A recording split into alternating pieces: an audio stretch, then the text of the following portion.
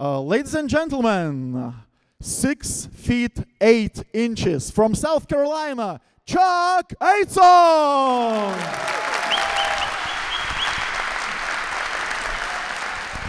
Achu. Achu. So, I think you're getting used to standing ovations this week, right? This one I'm a little nervous. We'll see. It's been a while since you last were in Vilnius. I've checked. I think last time you came here as an opponent's player, it was 2013 or something like that. So, did you manage to walk around the city to do some sightseeing? You had a couple of days. What are your impressions? Did many things change, or some things stay the same, etc.? We've been staying in Old Town, so it's one of our favorite places in all of Europe. All the places I played. So we've been pretty tight staying in there. And as far as things changing, I mean, everything, when you're gone that long, some things change. But, you know, it still has the same feel. It's amazing the growth in Vilnius with the amount of apartments and houses. You know, that's a lot different. But no, it has a home feel for us. That's nice. I've heard that your wife, Samantha, said that she wished Ozas was here when you were still playing because that would have been very nice. Because when you're on a practice, she would go there. But you know that it opened in August 2009, so a couple of months after you left. So just missed us.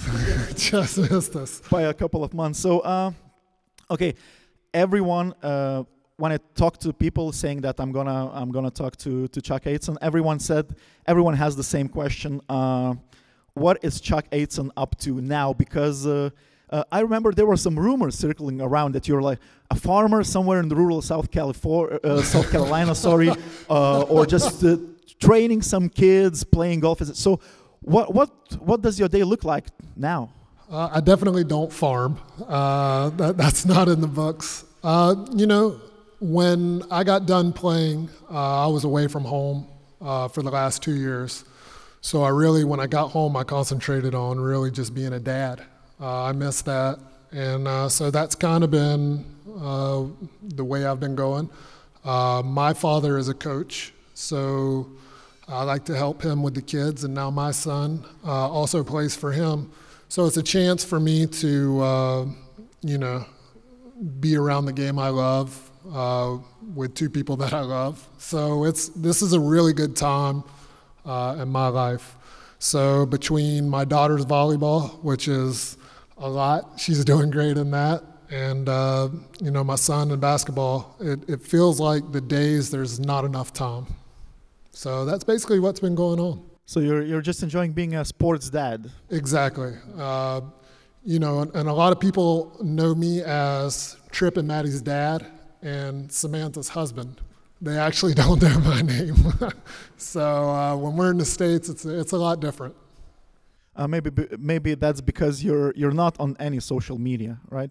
No, I mean, if there's something that is important that I feel like, you know, I should know about, my wife has Instagram and things, so she'll let me know you know, if I'm missing anything important. But, you know, as far as me, no, just kind of behind the scenes. So someone, I don't remember the name of the person, but someone asked, do you already own a phone? Because I think at some point in Vilnius you didn't even have a phone, and there's this rumor that Stepas Bobrauskas bought one for you? I don't know about that. That sounds like something Stepas would say. No, I don't think so. No, I do have a phone. It's mostly for emergencies. You know, with kids and a wife, you got to make sure you're not missing something important.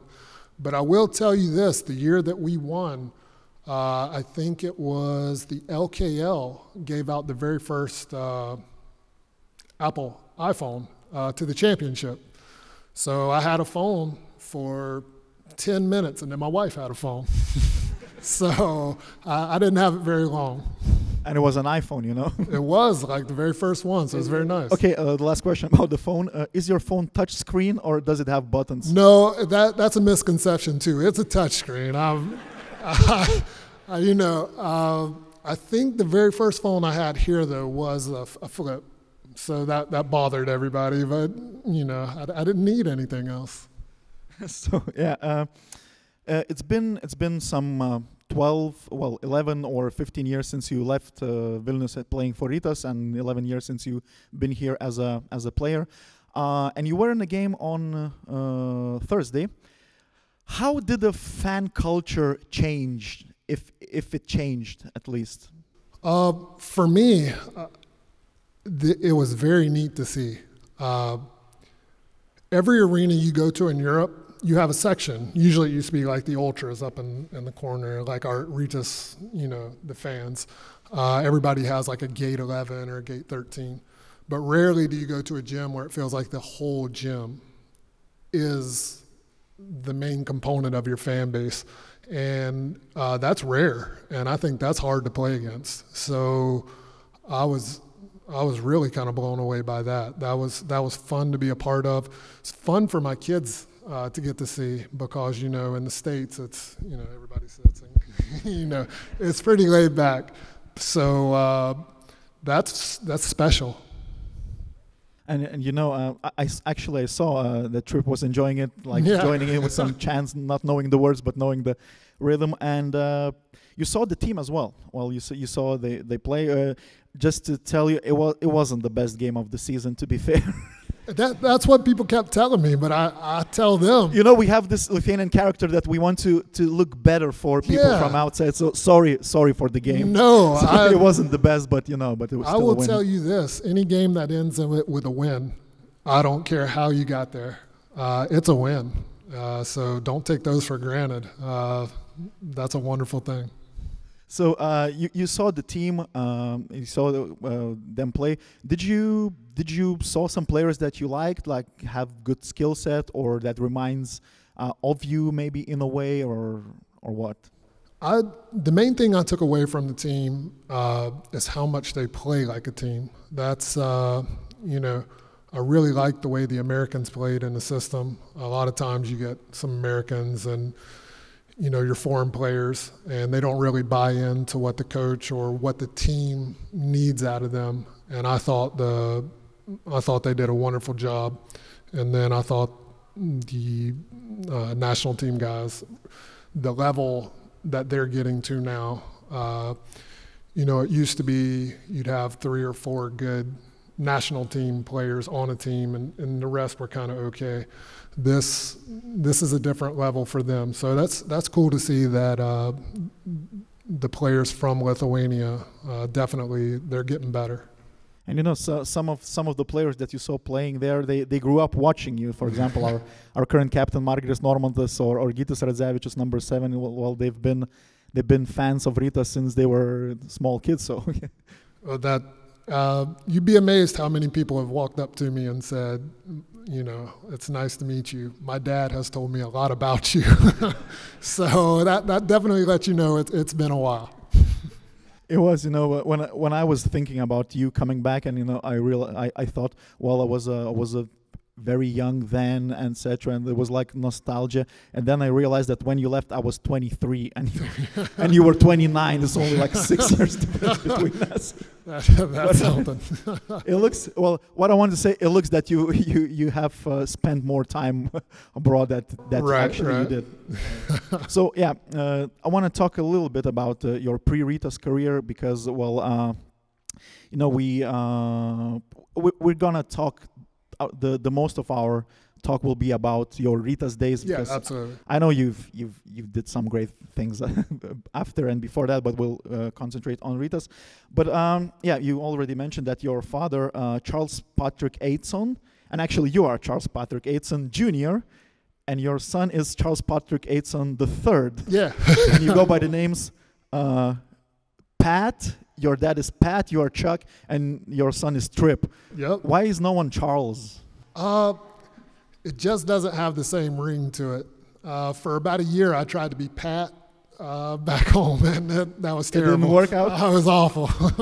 So, Chuck suited me, and Trip's perfect for him. I mean, he's a Trip. And you know, like Pat, Chuck, and Trip are all monosyllable names. It's convenient in the basketball court when you get Exactly.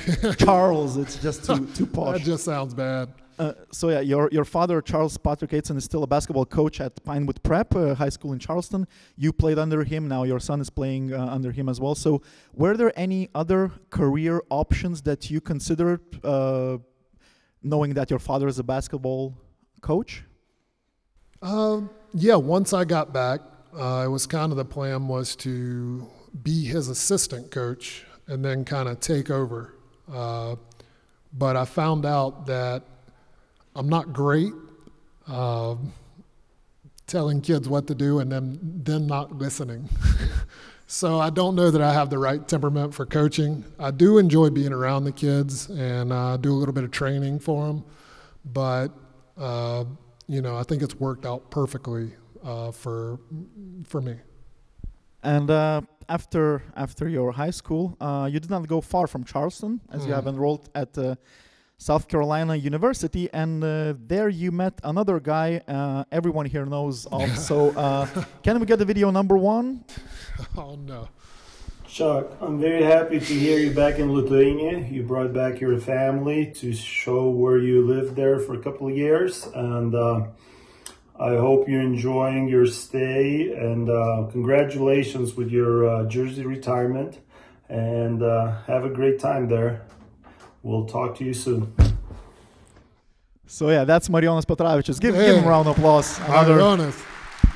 Another Rytas legend, your colleague in at least 2 teams. So this was the first Lithuanian guy you met in your life, right? Yeah. So what was it like playing with him? And I think you were roommates at some point? Yeah, we roomed together. How did it go? Oh, great. He's, he is the perfect teammate. He'll do whatever the coach asks him to do. When I played with him, especially that second year, if I needed him to do something, he was on it. And he's like that off the court, too. He's a really good guy, and really one of the big reasons why I signed here after being in France. He told me good things about the place and the chance to play with him. I jumped at it. So that's really your biggest reason I'm here. And also you have another relation between you. Your wives are very good friends, and they've known each other for a while, even before the college, I think. Well, they actually met the exact same day we all met each other at college, and they played on the volleyball team at South Carolina, and we played on the basketball team, and we instantly kind of got together as a group. And yeah, I've known Berna just as long, and she's absolutely a wonderful person too. So that was also very important to us why we're in Rytas. It was nice for my wife to have somebody, because it can be lonely when you're a foreigner on a team, especially for their wives. And what a great thing having them there. Do you still keep in touch with Marijonas and Berna's family? I'm terrible at it, but my wife is great at it. So yeah, we I think Marco Polo, I don't know if y'all know this, I don't, but my wife has Marco Polo, so they can talk with each other constantly, send each other videos. So yeah. So yeah, it's to still keep in touch. I think Marijonas is coming back to Lithuania in June, and he was a bit frustrated that you just kind of couldn't meet here together. Yeah, that's a big ask to come and then go home and then have to come back. So no, I understand. So you first met Rytas while playing for Strasbourg in Euro Cup. We'll just put this video number 2. In the background is just nothing too interesting is there. It's just some episodes from that game. But do you remember that matchup? Oh yeah, because you played home game and then you played away game, and I think you played very well in first game and you played less well, let's put it that way, in the second game. So yeah. Do you remember that series and what happened there? Yeah, we obviously we played really well in France, and I don't know that Rytas knew how good the team we were, so we kind of jumped on them at home, And so they knew all about us when we got back to Ritas. And then as soon as we came to the big gym and I saw my guys' eyes, I knew we were in trouble. And, that place was packed. It was a difficult place to play in. And, it's hard to play against Ritas in that arena. And so yeah, these are some of the episodes. Well, the quality is not too big, and I think Ritas won a couple of points more than they lost, and we have advanced further. But there was another thing that happened during the game. Can we get the video number 3 on screen, because you will see some familiar faces in it as well. Well, that's the thing. Artūras Jomantas and his famous elbows. That's actually, I watched this video yesterday on loop like 4 times, because, well, you need to appreciate a good work of art of what is Artūras doing. So do you remember this episode, and did you expect that for the next couple of years you're gonna be playing with the same guy and you're gonna see and meet his elbows on every practice as well? He is one of the best teammates I've ever had, and he is truly somebody I've hated when I played against him. So he is a great teammate. I'll go to war with him anytime. But as you can see right there, he can get after it. And I'll be honest, I was a little nervous how I would react, how the team would react to me coming in, because we had just played pretty tough 2 games together, and he was great. Team was great, so that was easy. Well, it was not a pleasant thing to practice against primetime Jomantas, right? The coaches understood that I also had a bit of an edge, so they kept us apart a good bit. He would guard the other wing, and I would guard this wing. So they were smart in that aspect, because, when you have people that are that competitive, especially in practice, because you're playing for minutes, it can get pretty nasty.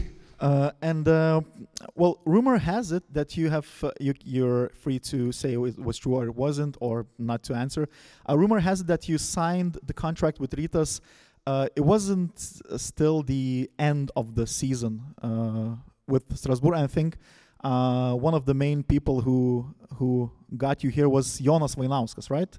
Yeah, actually, it was pretty soon after that game. I was approached, and there's a lot of general managers and people I've met in clubs, presidents. He's one that saw me and saw things that I could do that I didn't think I could do, and the way he talked to me gave me a level of, I don't know, it made me reach a potential that I didn't think I had. So he is very important to how I ended at Ritas and why I'm here. But he was quite of a character, right? He was. He was, I don't know if you know this, he's a wild card. You never quite knew what you were going to get. But in my dealings with him, he was top notch. I have nothing. He was always really good. So yeah, you have just signed with Ritas. You arrive to Vilnius. You meet your old friend Marijonas Petravičius. So what was it like? What were your? Do you remember? What were your first impressions of the city and the team and the coach at that time and the management and everything? Yeah, everything was coming from a team that didn't have a lot of resources as good as Ritas. We came in and it was great. We had people taking care of us. Apartment was unbelievable, car, things that you take for granted. It was great here. And really the first bit of Ritas, I can't remember because we practiced so much.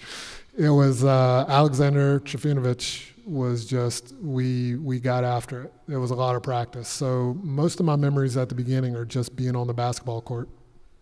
But not that many people remember that. But when you arrived to Vilnius, you didn't start wearing this iconic number 13 shirt. You played number 33, right? Yeah, I have no idea because I've worn 31 my whole career, and I wanted to be 31, and I think that's what happened. I think I don't know why, but yeah, and I didn't like 33, but I wore it, and as soon as I could make the change to 13, I did. But because I think number 13 was taken by JP Batista at that moment. That makes sense. Yeah, nobody's taking JP's number. That's a big boy.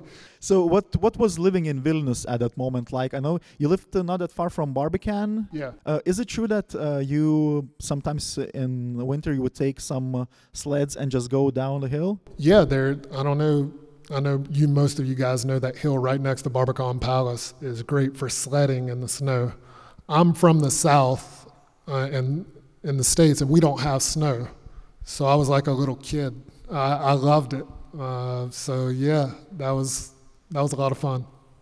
Yeah, the first season there were some vice championships, so it's not that important, Not great. Because we have the second season in which everything happened. So, but the start of that second season was also great for you for personal reasons as well, because you're on 26th of September, if I'm correct, 2008.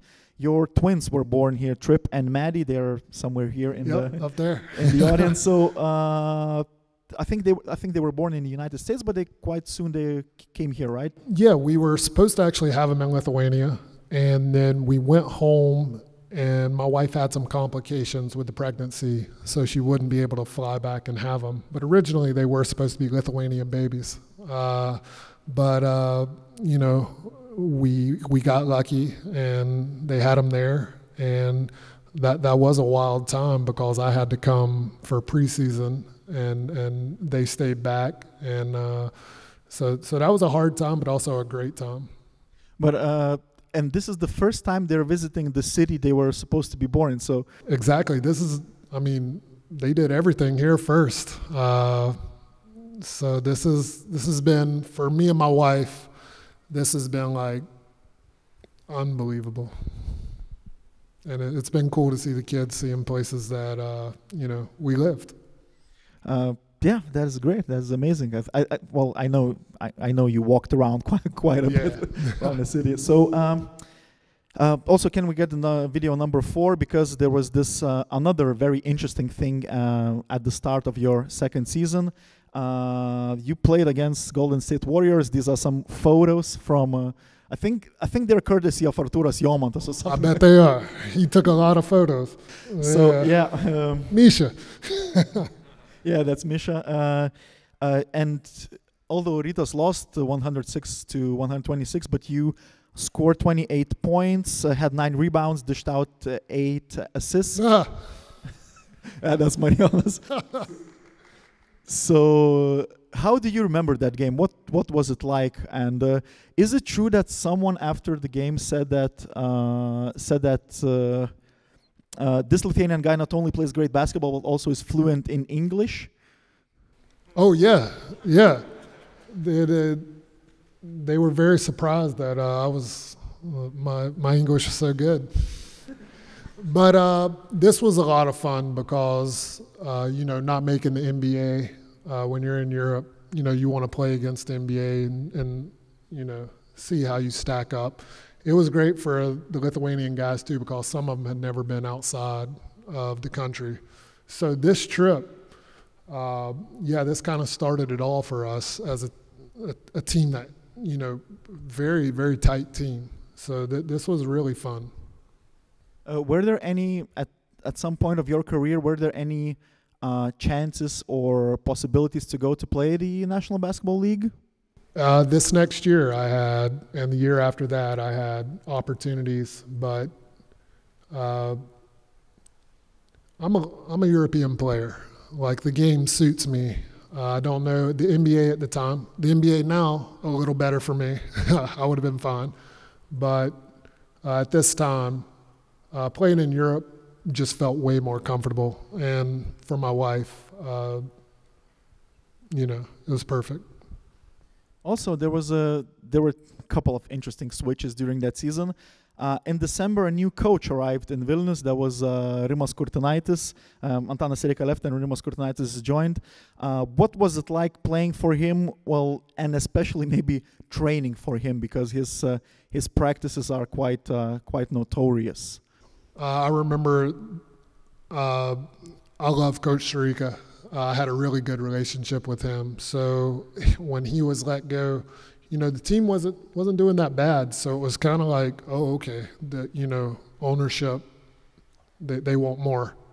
So that very first practice, I don't think we touched a basketball for the first 30 minutes, and then we touched it for a little bit after that. He was coming in to prove a point that we were going to get in unbelievable shape, and he had a vision for that team, and I don't know how to say it. Like, I thank God that he came because he put me in a position to do things that I didn't get to do the year before, or even that I got to do earlier in the season. So Coach Kurtinaitis coming was probably the biggest thing that happened in my career as far as helping me.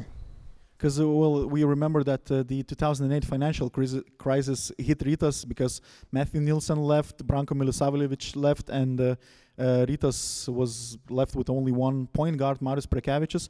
And then, and I saw it was one of the questions as well, who thought that it'd be a good fit for you to play a point guard? Because I think you played some of that in college as well. Yeah, I hate playing point guard. So it's been kind of interesting that the places I've played the best, I've played point guard. It's so much work. I'd love to just run up and down the court and not have to deal with all the other stuff. But honestly, I don't know whose idea it was first, because I played a little bit of point guard for Coach Sereika, and he tells me he takes credit for me being the point guard. Coach Kurtinaitis tells me he takes credit for me being a point guard. So I don't know how it happened or how it started, but just saying that Matthew Nielsen leaving, I'd been with him for a year and a half almost. That hurt a lot. So the fact that the team kind of stayed together during all that is props to the coaches and the players. And also, someone from the audience already asked, what made your pick and rolls with Marijonas so deadly? I would love it if Marijonas was here, that every one of you could just run and jump into him and find out how he hurts. It just hurts.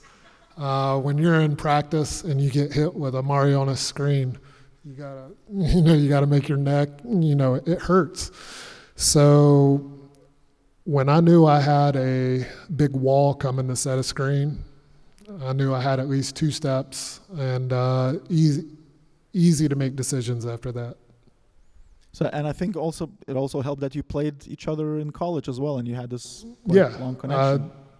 And like I said, Marijonas, he'll do anything to win, and I feed into that because that's all I care about is winning. So it was a nasty pick and roll. It was. I do remember those deadly pick and rolls. Oh. He was the top scorer in the Euro Cup final, about which we will talk a bit later. So you went to Torino to the final 8 of Euro Cup as the underdogs. Do you remember what were the expectations from fans and from management and from media and from everyone else while going there? I remember being confident, but also the teams there were really good. So I think everybody felt confident in the way we were playing, but didn't know quite how we would perform. And I don't even know how it happened. It just a spark lit, and we just went on an unbelievable run. But I would say everybody felt we were ready to do some things in that tournament. Can we get the videos 5 and 6 just for the background? It shows your journey some photos from that's you playing against. Let's see Mario on his screen. See that guy? Oh, yeah, Benetton. That's you with your mouth open. Unbelievable. As every photo, as your wife said, it's a bit close. So. You beat the mighty Benetton Treviso in the quarterfinals. Then you beat Hemofarm Vršac in the semifinals, in which the 19-year-old Boban Marjanovic played. Actually, he scored 9 points and got 10 rebounds. Big boy. It was a big guy. So I know that this journey was a bit unexpected because I think even the hotels weren't booked for the whole. That's crazy. I didn't know that. And like I know that the plane waited for additional days, etc. So after winning against Benetton, after winning against Hemofarm, did you believe that you could win it all? I know, like I said, we were confident. Everybody had a good feeling. For me personally, I was the way that Hemofarm played defense on me in the second game, I was really tired. So I didn't know how much I had left in the championship game. I knew I would give it my best, but I was tired. This was a long tournament, and so yeah. And then the final day came, the day of the final. Can we get the video number 7? It's some video from there. It was. The opponent was the richest team in the tournament. They said that their budget was, I think, 10 times bigger than Rytas. Yeah, after seeing the players and who it's a EuroLeague team and pretty much a top EuroLeague team. They checked all the boxes of everything you want: big guys, guards. There were players like I even have them listed, like Kelly McCarthy, Timofey Mozgov, Jorge Garbajosa, Mattia Lampe, Carlos Delfino. It was pretty impressive, right? Yeah. Did you believe that you can beat this EuroLeague team? Like I said, we're confident. I liked our matchup because of just how hard we play. Sometimes when you are players with these names, you're not used to somebody playing that hard against you. And one thing that team did, it's one of the hardest playing teams I ever played on. Everybody gave it their all every time they stepped on the court. And as you can see in this game, that's why in the second half they fell apart a little bit and we got stronger. And there was this point in the game, but I think that I wanted to ask you about, but I think it's better that we get the question from someone who was there. So can we play video number 8? Hi everyone, hi Chuck, how are you? Congratulations. I just have one question for you. Probably you remember when we played back 2009, the final of the Eurocup, the Lietuvos Rytas against Khimki. And we were way in advance at the beginning of the game. And in a certain moment, you took control of the game and you bring your team to the win, great win. But I remember playing defense against you, and looks like you were totally under control and you know how to do it to win. So I would like to ask you, how was the feeling in that moment? Congratulations again, and I hope to see you soon. Thank you. So Jorge Garbajosa, president of FIBA Europe and Spanish basketball legend. Give a round of applause for him. Yeah, unbelievable player.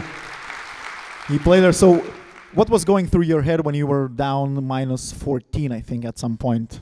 I'm not sure. I'm pretty sure we had already played the LKF Cup. Is that right? Yeah. We had already made a pretty nice comeback. We did it against Žalgiris. And so I think everybody in the team, we knew we could do something like that. So everybody stayed calm, and a lot of that has to do with your coach. Coach Gerdinaitis was, stay the course, keep playing hard, good things are going to happen. And yeah, like I said, we practiced so hard. The game seemed easy. That's why in the second half, you'll see we'll come back on him. How good was Stepas Bobrauskas in that game? He came there from the bench and scored 18 points. Yeah, like I said, I was dead tired. So for me, we had to have other guys step up because it's the only way we'd have won. And really, it was Stepas had been playing. He'd been shooting good. He'd been playing well, but nothing like that. That was really key, really key. And it was. I think that was the night of his career, and I think Yeah. people still remember that Stepas was the guy who scored a Oh, lot of points in that game. So after the final, a friend of mine who was also on a plane, but he wasn't with the team or anything. But let's say I had a source okay. on that plane. They said that the team partied quite a lot. The alcohol ended like halfway through, but you spent the majority of the flight reading a book. Is it true? If it was, do you remember what was more interesting for you than celebrating the? Well, I think I had one eye on the book and one eye in the back of the plane to make sure nothing happened to me. It was pretty rowdy, and it should have been. At that point, I was just so tired. I didn't know that I could really get after it with them and be able to walk once we got home. Because some of those guys didn't realize we had to go home. And what I really didn't realize was what the airport was going to look like when we got home. There were so many Ritas fans there. I'm actually really happy I didn't drink because that was an amazing coming home to that. We have video number 9. Can we run it in the background? It's now the celebration. It's not at the airport as you see, but what were the people emotions back home, and what did you see how important it was for people? I think I'm somewhere in this crowd as well. So what do you remember from that celebration? This was amazing. This was something I had never been a part of. Just the feeling, the vibe that the crowd gave off. I think being an underdog and winning it all, people didn't know. And then when it happened, the amount of joy that everybody had seems like it was bigger. So this was amazing. And we also have some never before seen photos from the after party. Can we get the video number 10? These are also the photos are courtesy of Arturas Jomantas, and they come from his camera. I think there's this one photo of you, just one. Everyone is like, I made it. yeah, you were there because I talked to Arturas Jomantas. He said that usually you would go out after important wins with the team, Yeah. but they usually went out even after some minor wins as well. So because at that point, I think there were some guys that liked to party. Do you remember any particular parties from that era? I went to one with him and Yoma, and I can't remember it. So that's why I didn't go out much with them. Yeah, that makes sense right there. Yeah. So yeah, so some pretty wild stuff. That's Martynas Gecevičius, that's the owner of the camera. But yeah, you couldn't celebrate for too long because some 3 weeks later you had the Baltic Basketball League final, the 2009. Do you remember the game? Let's put the videos number 11 and 12 because I talked to also Jomantas. Well, Jomantas was my source basically for everything. He said that before the game, Coach Kurtinaitis told you that, it's good that you're dishing out assists, but this time we need points from you. Well, is it true? That's very true. And you answered with 41 points. I try to do exactly what the coaches want out of me. That's kind of been my thing. And yeah, that was pretty interesting. He had never asked me to do that before, and I'm not sure why he asked me to do it in that game. But yeah, when the coach gives you the green light, you take the green light. So yeah, 41 points and still 8 assists, and I think 8 or 9 rebounds, 58 points of evaluation. So what was it like? Do you remember the game? Do you still remember sometimes the game and what went through it? Yeah, I've had a couple of these kind of games in my career, and you can't remember anything. You're just so, like, I'm just so focused. It just kind of happens, and the basket seems bigger, players seem slower, and everything kind of comes together, and that's what happened on this day. It was. I think it was the single most impressive solo performance in a basketball match that I have ever witnessed. I wasn't at the game because it was in Tartu and in some kind of weird gym, I think. Really weird. That's another thing. That was kind of a strange place to play a final in, but I guess I wish all the gyms look like that. If it ends up with this kind of win, right. You could play this all over. Okay, another important date in that season, 6th of May 2009, first game of the Lithuanian Basketball League Finals. You have scored 30 points, and can we get the video number 13? Dirbau Žalgiriui prieš keletą metų ir kai paskutinius sezonus žaisdami ir išeidami į didįjį krepšinį, didįjį Europos krepšinį, Šiškauskas ir Macijauskas mūsų klausdavo, kaip jūs negalite jų uždengti. Bet paskui, kai išėjo Šiškauskas ir Macijauskas, niekas jų neuždengė. Taip, tai va tokioj formoje dabar yra Eiconas. Ir ar ten Kalnietis dengia, aš nei vienam vyrui negaliu pasakyti, kad tu blogai gynėsi.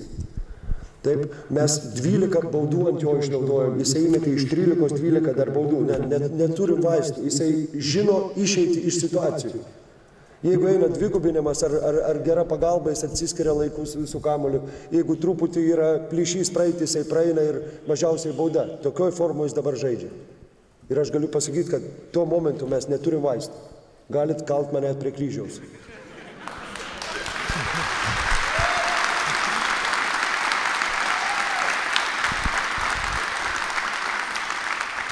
I think this is still considered to be the best press conference in Lithuanian basketball of all time because everyone knows that. Even a friend of mine even brought a picture of Krapikas to your retirement game, etc. So, do you remember the press conference and the finals that were that year, or was it the first time you're seeing this? This is the first time I've seen this. Actually, Coach Krapikas was my assistant my first year, so I got to know him, and he's such a good guy. I actually felt bad that I did this. This is the first time, somebody showed it to me earlier, it's the first time I've ever seen the press conference. It's but you're kind of, him and you are kind of intertwined in this one, and everyone remembers this interaction. So, yeah. But yeah, that final series was, I think, as far as I know, it gave you another unforgettable experience. In the party after the finals, Artūras Jomantas introduced you to a different kind of Žalgiris. Yeah. Do you remember that strong meat balsam Žalgiris, like 75% proof? My throat still burns when I think about it. That was also a bad night. Yeah. Because that's one of the first stories that Artūras Jomantas tells about you whenever the topic of you is being mentioned. Yeah, that was that was wild. And but yeah, still talking about the finals. You won the game 4 of 2009 LKL finals. Brought us another unforgettable experience as Artūras Jomantas hit the shot. I don't know if we call it, or is it just my thing, but I still call it the shot. Yeah, that's your assist, and bam, and we go to overtime and we win the game. So how important it was to win this game? They had played really well, started playing really well. So we kind of had the lead on them. And you have to win at home because it's so hard to play there.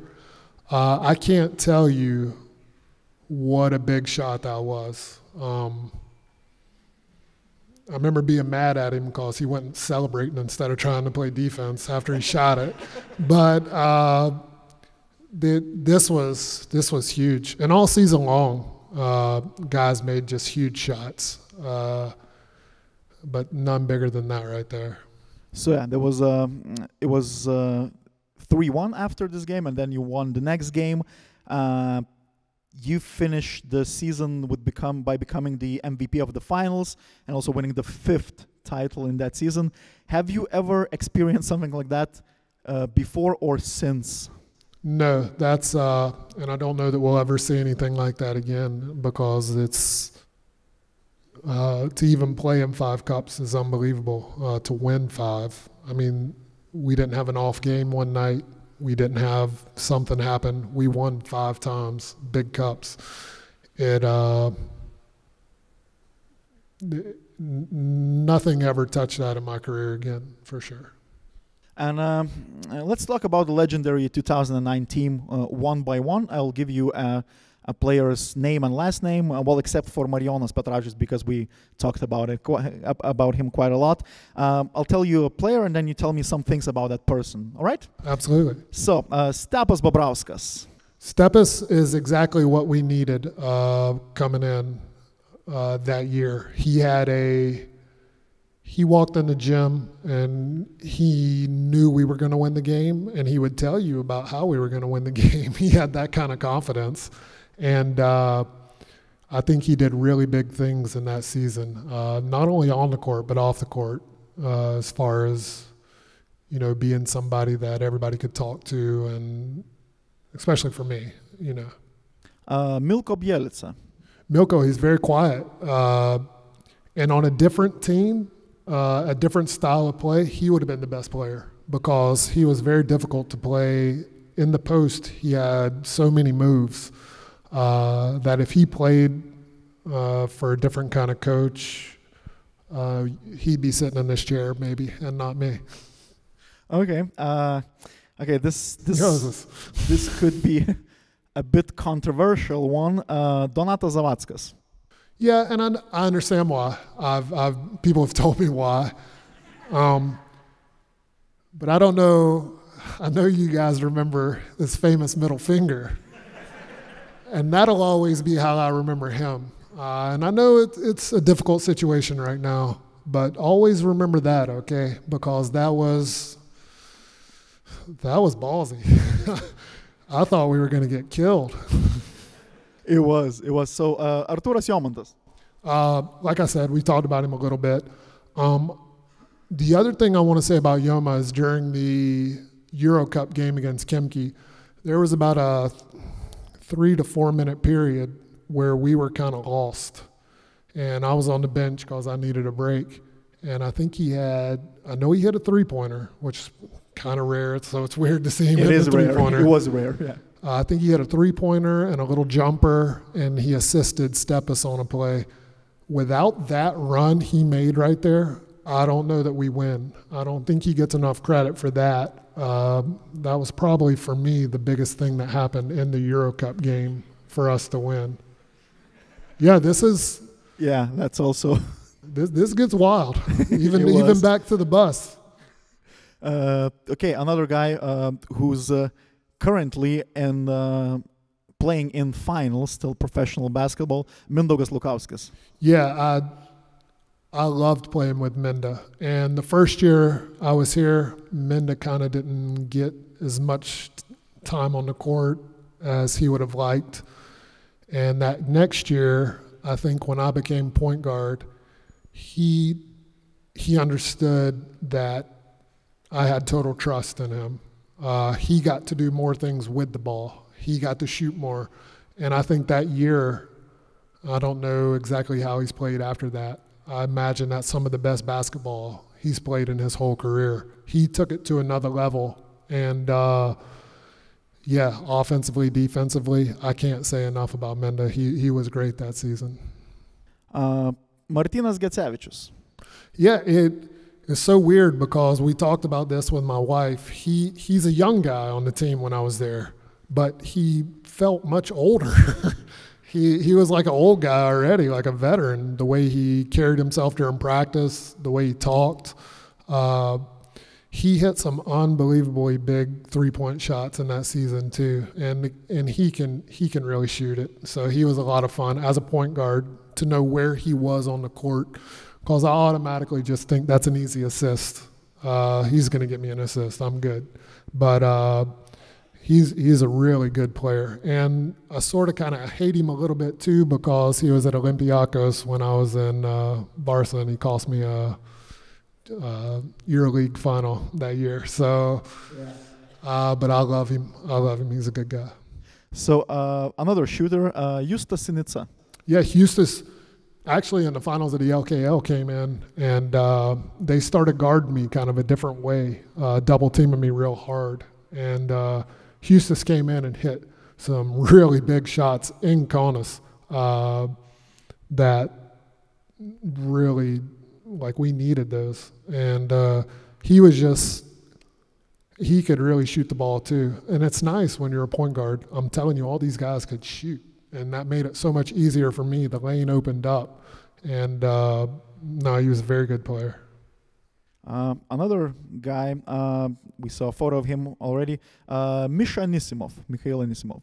Misha, he actually is another guy that on another team could have had a bigger role than he did on this team. You know, backing up Marionis, he didn't get as much time as I think maybe he would have liked. But there again, he had some big moments during the season. In the Euro Cup, he makes a steal against Benetton when we're kind of struggling a little bit that I get a dunk on. And I remember yelling in his face, and he was looking at me like I was crazy. But I was like, good job. And he just looked at me like, get away from me. And so he's a very good player. And I really liked playing with him. Another guy, Evaldas Dainis. We brought Evaldas in to give me a little bit of rest every now and then. And he did a really good job with the minutes that he had and the role that he had to play on the team. He knew what he was doing, what he had to do to contribute. And actually playing against him during practice helped me a lot too because he was smaller and he's a muscle guy. He was, yeah. Yeah, so he actually really helped, especially in practice for me because I didn't see that good a defender throughout the year. So he was actually really good for us. Also, and I think you're going to like this one, Lukas Brazdauskis. Yeah, the baby. It's amazing. He's the same age as Martinez on that team because he seemed much younger. He lived close to us, and so my wife would kind of help take care of him sometimes because he needed some help. But also, it was good for him to practice against us and see that level of team. And he's quite honestly one of the funniest people I've ever been around. He's really funny. So if you ever need somebody to go up with you, you might want to take him. I might talk to him to get some ideas. So a couple of another guys that you didn't play the full season, but you had some relations with them. Branko Milisavljevic. Branko, I felt bad because we had a kind of a nice chemistry going, me and him, and just, I hated that he didn't get to be a part of that because he's a good guy and a good player. And he would have loved that. He would have loved being in that spotlight. And so not having him there, that kind of hurt. But he was a really good guy. Another one who left at didn't finish the season with you, Matthew Nielsen. So my wife, the very first night, not the very first night, but one of the first nights we got to Vilnius, we all went out, Marionis, Matt, and, we went to have a couple drinks. And I'm on my first drink, Matt's on his fourth. And all of a sudden, he grabs me in a headlock and bites me on the top of my head. So this is like really the second time I've ever met him. And he's biting me on top of my head in the middle of a club. And I thought to myself, this guy's great. Like, I'm going to love being around him. And he was. I loved playing with Matt. And he's also on the level of Yoma with the agitation to the other team. You know, you love having him on your team, but No, not vice versa. eventually he's going to cause a technical for you or against you. But yeah, when he left, that was tough. And the last player who stayed throughout the season, Marius Prekevičius. Yeah, Mars, really good young player at the time, really helped us out a lot. I felt bad. I think if things had shaken up a little more, he would have actually settled into a bigger role with me. But it just kind of didn't work out for him to get as many minutes as he could. But he had some big moments during the season too. And he was really athletic. And yeah, he was a really good player too. And yeah, and also the coaching staff, assistant coach Arvydas Gronskis. What do you remember about him? I remember, you know, every now and then he'd just grab me and tell me something, and it would be really good information. And I'll be like, oh yeah, you're right. I didn't see that. So this is a guy that knows basketball. And then some of the biggest moments in the season kind of opened my eyes to some things, the way people were playing. And he was nice to have opposite Coach Kurtinaitis too, because you have these levels of, you know, not every coach can be screaming at people. You got to have one guy that's a little more laid back and come, you know, talk to them. Another assistant coach, Robertas Kuncaitis. Yeah, he was also, I mean, I can't say enough about the coaching staff. They, like all the things they had to do also with the scouting, and I can say without question, at some point, one of the assistants, him also coming and giving me some information that I didn't have or that they saw that helped us win games. You know, that coaching staff, that was a good staff. They were really good. Also, we talked quite a bit about Rimas Kurtinaitis, so we're not talking about him anymore. But Masiur Juozas Petkevičius, what do you remember about him? His smile. You know, you could be coming in after losing a game and feeling awful and just you didn't want to talk to anybody. I didn't want to see anybody. And then he'd come over and put his hand on my shoulder and squeeze so hard and just smile at me. And I'd be like, oh, I hate you. Oh, I love you. You know, he'd just bring a smile to you. And we needed that because, you know, there's so many ups and downs in a season. He's a legend. Well, we finished that season. Were there any chances of you staying in Rytas? Or was it too complicated? Because I think a lot of teams wanted you after those two. It was pretty difficult. And one of the things I had to look at, and I hate this from a business side of basketball, because for me, I would have loved to have stayed here my whole career. I just fit here. You know what I mean? I felt like an American who was actually Lithuanian. It just made sense the way I was. But, you know, at some point I knew my career wasn't going to be that long and I had to take care of my family. And, you know, and I didn't love all the practice. The team I signed with, we practiced for an hour and a half and that was it. So I hate that played a part in it, but it did. That was the deal breaker. The shorter practices were. I was so tired that summer. I was a walking zombie for a little bit, but I wouldn't trade it for anything. After Rytas, you went to play some European basketball powerhouses like Maccabi Tel Aviv, Barcelona, and you finished your career in Unix Kazan. We have already talked that you met assistant coach Gintaras Krapikas there. It was a fun combination, I think. Yeah, I wish he had more head coaching. Like, I wish he got to be more of the voice of that team. He wasn't. And I will tell you a funny story. The first time I came back to Rytas, we played, and I went to the long locker room. I was in kind of a daze, and I just started walking with the Rytas, like, to our old locker room. And one of the guys was like, what are you doing? Getting ice? Where are you going? And I was like, yeah, I'm getting ice. So, yeah, it even then it felt kind of like home, and I was in the wrong place being in the visitors' locker room. So during your Unix career, you also met another Rytas fans' favorite who came here later, Andrew Gaudlock. So what was your relationship with him? What do you remember about him? It was great.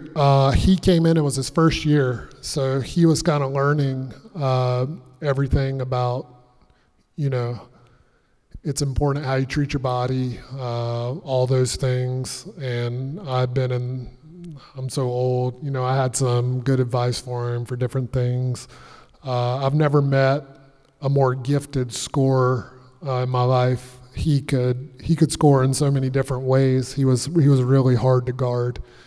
And I really liked him too. I liked his personality, and I'd actually known about him before because he played at a college real close to where I live. So the chance to get to play with him, I really enjoyed it. So and also that was one of my last questions. You met another person in Unix Kazan that I think the majority of people here knows about. So what was it like, and give us an honest opinion, what was it like to play under coach Andrea Trinchieri? It's a circus. It's a circus. He's got, you know, behind all the Italian this and the yelling and the screaming and the funny things, he's got a good knowledge of basketball. He knows the game. But you definitely, when you're involved with him, you get the show too. You know, you get the funny one-liners. But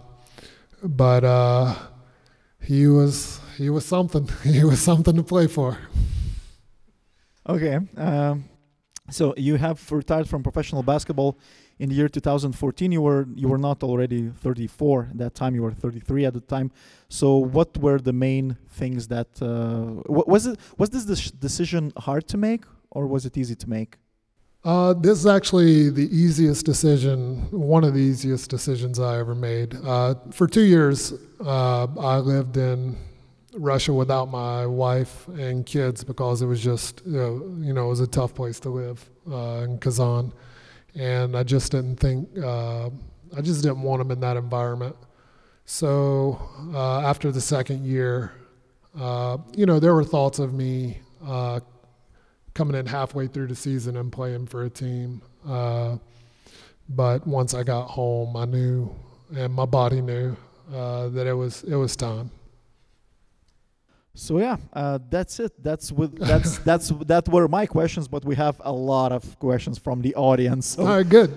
Some of them, well, we have already answered some of those, and people could rank those. So this is the most ranked question, and I'm reading it as it is. Hey, General, can you give us last dunk in the Jeep Arena or a three-pointer? I'll give you an assist.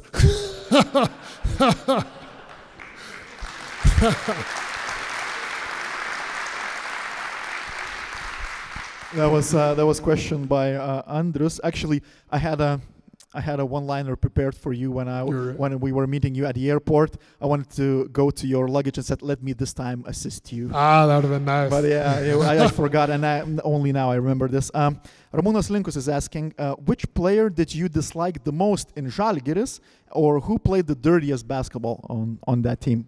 Oh, wow. So, I will say that, and after meeting him and talking with him, I liked him a little more. But I feel like the Arturas Jomantas of Žalgiris was Jonas Mačiulis.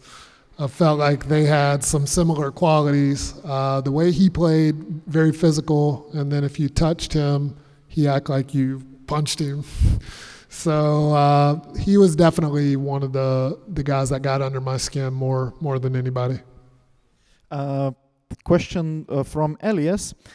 Take me to your game day against Žalgiris. Was there any particular preparation you did before the game to play against them? How did you prepare for yourself for such games, like important Big One games? It's pretty interesting. At the time, Jonas knew that my kids were very young, and he didn't want me being at the house the night before a game. So when we were here in Ritas, I had to stay in a hotel so that I would get sleep. And I hated it at the time, but I think it ended up being one of the best things that happened because I got good night's sleep and felt good about the game. And so that's usually how game days went that second year. Just good night's sleep. That's pretty Well much rested? it. Well rested. That's all I needed at the time. Brother Jay is asking, hey General, how close to basketball are you after the retirement? What leagues, clubs are you following? And also he says that, nice that you came back. Thank you for great memories and time. So do you still follow basketball? And if you follow, which teams, clubs, and leagues? Yeah, I love the game of basketball. I'll say this all the time, and the equivalent is here in Europe. I'll go to a fourth division team of two teams I don't know, and I'll sit there and watch them play. I don't care where it is. If there's a basketball game on, I'll probably watch. And right now, mostly just following my son, watching him play high school basketball, and that's pretty much the amount of basketball I'm watching. Another question by Vitanis. You still don't use any social media. Do you think social media has a bad impact on players' game and attitude nowadays? And what would be your one advice for young players now? Because I think we have some of those in the audience as well. Oh, very cool. I would say social media has the impact to be good or bad. It just depends on the way to use it. I was never super comfortable with it, so it's not something for me. But some people use it use it great, show you what it's like on the game day, different aspects of what they're doing. So for me, that kind of stuff is interesting. I like to see the behind the scenes of what players are going through. I wouldn't have done it, but I like to see them doing it. And as far as young players, the thing I've noticed a lot overseas, back at home and different things, is some kids don't want to be coached anymore. And you got to be able to know that your coaches have your best interest. And the way they talk to you, sometimes they yell, sometimes they get loud. But that doesn't mean what they're saying isn't good information. So, be able to be coached. Another question, actually was the very first question that was put here. Arnoldas Krištul is asking, hi Chug, you had a meeting with Mindaugas Lukauskis yesterday. What did you talk about? No, just families and stuff. It was really good to catch up with him. I forgot how much, kind of missed him. He's a really good guy. And we went through, the first time we played against each other, he's the one that guarded me. So we've gone through it together and we've gone against each other. So I have a respect for him that, I don't have for a lot of other players, just because I really like somebody that competes against me as hard as I compete against them. So it was really good to see him, really good to catch up, talk about our kids.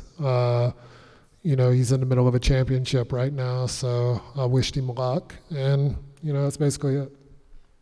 Another question by Vitanis, and it concerns books, so I'm also a big reader, so I need to ask this. A lot of people from that season, when talking about you, emphasized that in all travels you were reading a book. So what books can you recommend? What was the best for you, or what are you currently reading? Yeah, it's kind of weird. I consider myself a little bit of a nerd in that aspect. I'm definitely into the fantasy genre, which is, a little bit off the beaten path. But yeah, I like anything that kind of takes me to a different world and puts me in, lets me use my imagination. And that's kind of it really helped my brain at that time calm down, because, you're going on the court, you're so high that I needed something to kind of help me even out. And that's really why I read so much during that time. It was just kind of helped me calm down, because I would get so into it, the basketball part. So if you're a fan of fantasy, so you're basically not reading books, you're reading sagas and series, etc. Exactly. It's not one book, it's 25. So do you have favorite? No favorite. There's so many, I'm sorry. All good. Yeah. Elias is also asking, hi Chuck, which players or player did you model your game after when you were in your early teens and in your first steps as a pro? So were there any inspirational players for you that you watched them and wanted to play like them? Yeah, that's a great question. I like that one. When I was 15 years old, I had a foreign exchange student from Serbia come live with me for a year, and he kept telling me about a left-handed guy. And I said, yeah, okay, I'm sure he's not that great. And then I watched videos of him. It was Toni Kukoc. And I fell in love with the way he played basketball. And so very early on, seeing a tall, skinny, left-handed guy, that's who I wanted to be. So a lot of my game is kind of modeled around Tony. Actually, the one question that I wanted to ask you, but I totally forgot, but that's a great one. Whose idea was to call you the General? And is it still used today up until this point? No, I have no idea where that nickname came from. I remember walking around and somebody saying, good job, General. And I was looking around. Who are they talking about?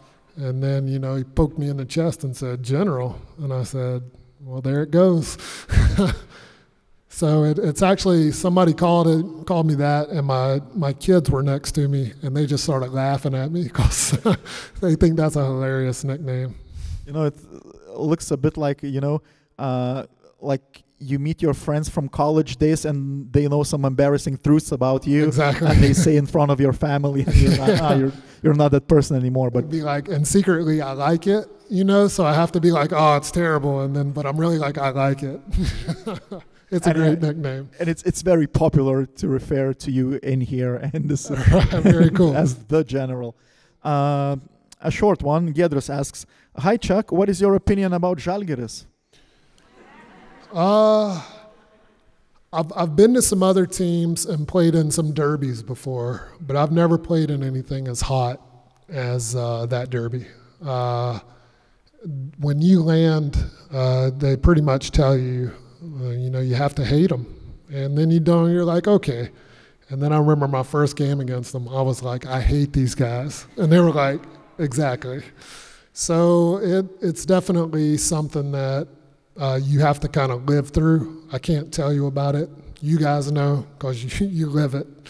But yeah, they're a very good adversary, good team to play against. Another one by Vidas. Hi Chuck, is your son playing basketball? If so, how likely to see him one day in Rita's team? That's interesting. He is playing basketball. He's doing a very good job. He plays extremely hard. Really, the sky's the limit for him. He can kind of do what he wants with it. But we definitely don't push him towards that. He's got a lot of other interests too. And but like I said, he's doing great. And if you guys get a volleyball team here, my daughter can come play. So try to get that worked out. Okay, a question from Laimis. It's in Lithuanian, but I'll try to translate. Were there any offers from European countries or other countries to get their citizenship and play for them? And if so, what were they? And if not, what do you think about these kind of situations? Yeah, wow, great question. And it's going to land right into this. We had just played the Grand Canary in the Euro Cup, and my bags were packed. I was supposed to be going to Fenerbahce, and that was kind of because of the crisis. They didn't know if they were going to be able to keep me. And somehow they came up with the money to keep me. I don't know, looking back, if I could have done that, just because the way you feel about being Lithuanian is the way I feel about being American. I don't know that I could have done that, but that was very close to happening. Well, there are some interesting stuff. For example, some short ones. Arnas and also someone else also asked, which NBA team do you support? I don't support exactly one team. When I watch, all I want to see is a good game. I want to see two teams playing at their top level, go against each other, and see a close game. I really enjoy watching what people do in big moments. So for me, just any NBA game that's on, just a good game. So not particular. No particular team, and well, we have a couple of questions. Vitan is asking, whose after basketball career from your former teammates in Rytas surprised you the most, and what was your reaction when you found out that Lukauskas is still playing professional basketball? Yeah, wow was my reaction. I knew we kind of stay in touch with pictures, and you know, my wife kind of the fact that I think he's 44, and you know, that's amazing. Just I don't know what his body, how he's done. He's done a remarkable job, because you know, I hurt when I get up in the morning. It hurts everywhere, and so I think that's amazing. And as far as after basketball, I don't know.